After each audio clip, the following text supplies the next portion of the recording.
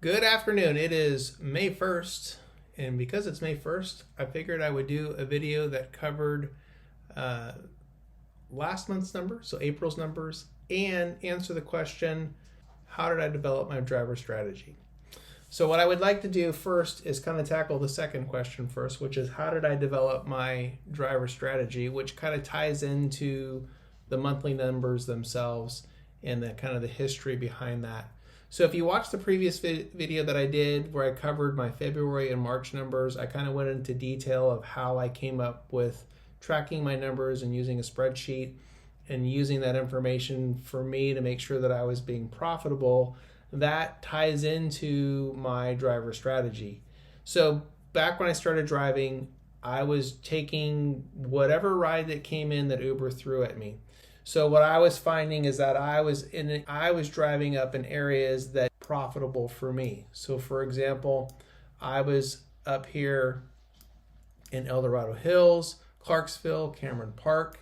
I was getting rides that were taking me out to Roseville, which is this area out here. And then I was also getting rides that were taking me into areas like Rio Linda, Antelope, and as far south, down here in Elk Grove, down in here.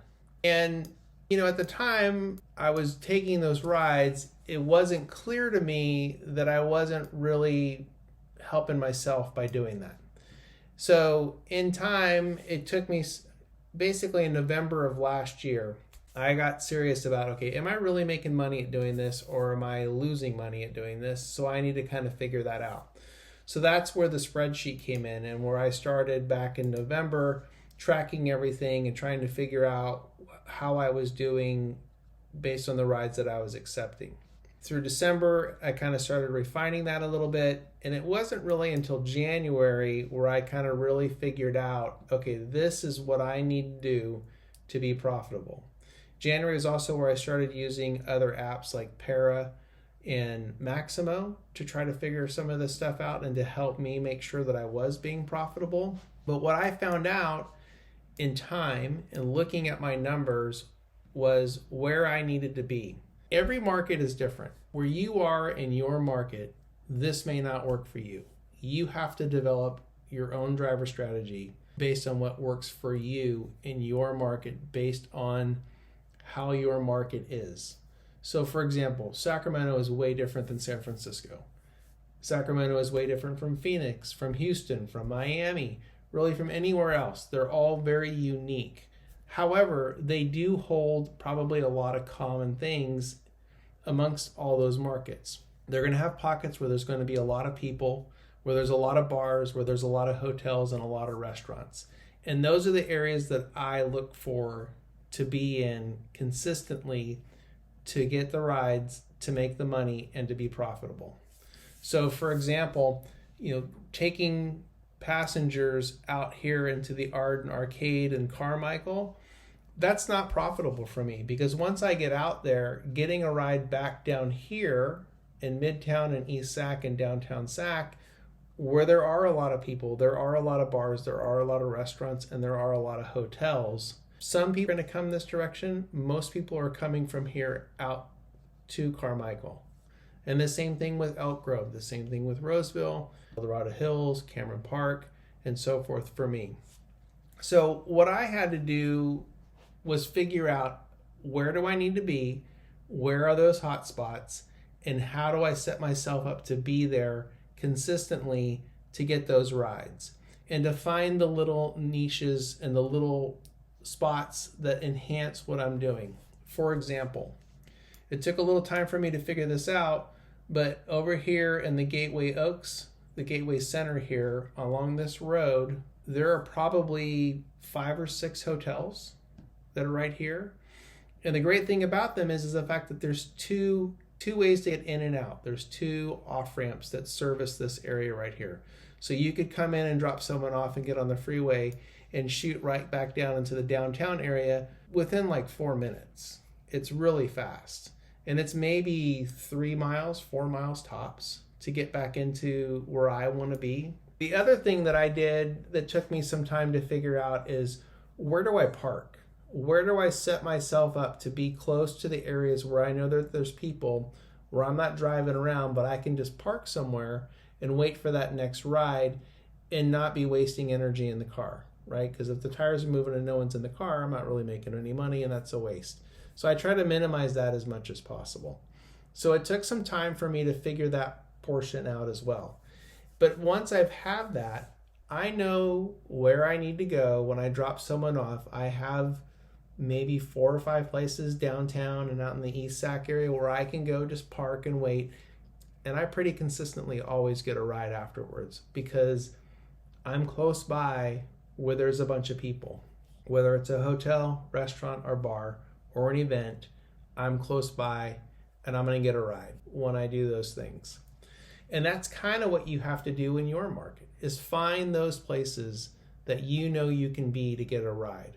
So I numbers from my spreadsheet to help confirm what I'm doing and how I'm doing. And then I continue to refine my driver strategy to maximize my profits doing this work. If you watch the videos from this last week, you saw that, the last week of April was horrifically slow for me. It was probably the worst week that I've ever had driving was this last week of April. And here I'll show you the numbers just to kind of prove my point. So the first night on the 23rd, I was $61 short of my daily goal. I did 19 rides and I was $61 short.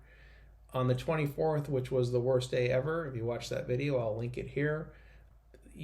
I did 9 rides in 6 hours, I think it was, and I was $130 short of my goal. It was horrific. That was just a horrible, horrible night. And then I backed it up with another pretty awful night on the 25th, which is in between the 24th and 25th. I came to the realization that I needed to make a change. I needed to tweak my driver strategy. I needed to do something different, mainly because the basketball season was over. There aren't a lot of people consistently downtown, and people were taking a little bit longer rides into areas that I generally, up to that point in time, wouldn't consider going to because it was outside of my core where I was making money consistently.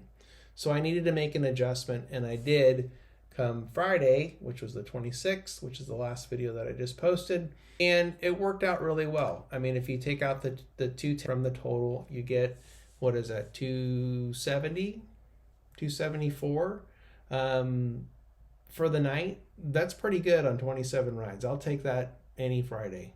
It really expanding my geographic area and being a little bit more liberal with what I was doing as far as which rides I was taking, it helped me out quite a bit. Expand the number of rides and increase what I earned for that night. As you can see here, my average ride was, we'll just say it was 10 miles, where if you look up earlier in the month, here's one at 9.5 for the day, 8.5, 8. That little bit of extra distance really helped out by expanding what I was doing. And that's pretty typical because my average distances are usually not that high. Having looked at the numbers and seeing what was going on made a big difference for me and how I closed out. And I showed in the video last week what I did as far as the weekly earnings, and here you can see it again. But with that, let's transition to talk about how I did for the month. So let's go look at those. All right, so here's my monthly numbers for April. I drove 15 days, 1,790 miles total driven. My average dollar per mile was $4.25. My average dollar per mile net, again, that's just the fare divided by the miles driven, was $3.17, which was pretty good. I'm pretty happy with that. The 154 is just a gross number. That is the total gross earnings divided by the miles to get the 154. My average fare was $7.23, and my average miles per driven per day was 124.6. So I grossed $31.75.88, which is not bad, and with a great net profit of $12.23.65. Again, this does not include the deduction for the miles, which is this number right up here.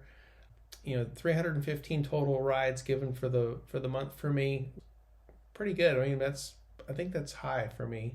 And down here, this is kind of the core numbers that I like to look at. Driver strategy, and I've talked about this before, is to figure out what your cost is. What does it cost you to drive? So this 82 cents right here is what it costs me to drive plus 20%. So that's my minimum. That's like my bottom line minimum earnings is 82 cents. The 157 is basically this number plus 90% to get to 157. So that's like my goal number.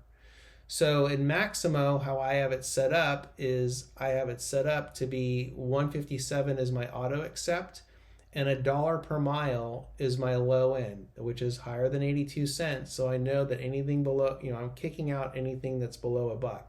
So I know I'm making money on those rides at $1 per mile. I could go lower, but I don't think I need to. If things continue the way that they are, whether things are slow, I may drop it to 90 cents and still be 20% plus, I think whatever that works out to be, over my costs. So I know I'm making a profit. It's just not the amount of profit that I want to make. So this is my goal. This is what my cost is.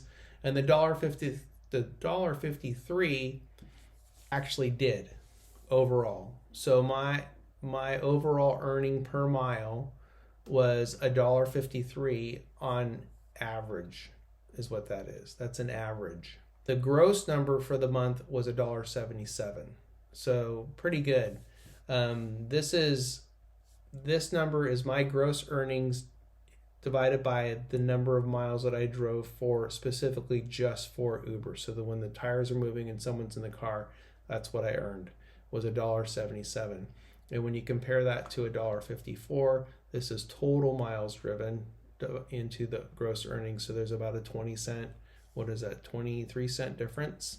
So that's why I try to minimize the number of miles that I'm driving without a person in the car as much as possible, so I can increase this number and decrease that number, or make that number go up as well.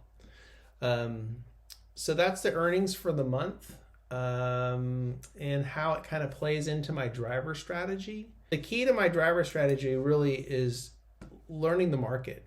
You have to learn your market first as you go. It takes time. It took me 4 months to kind of really where I needed to be, where the best places were, where I needed to go post up to be close to those places, not take the nature hike drives, which were, the $40, $50 rides that would pop in, but they're only paying 70 cents a mile, because doing those rides for me, I'm losing money. Basically, I lose money doing a ride at 70 cents a mile.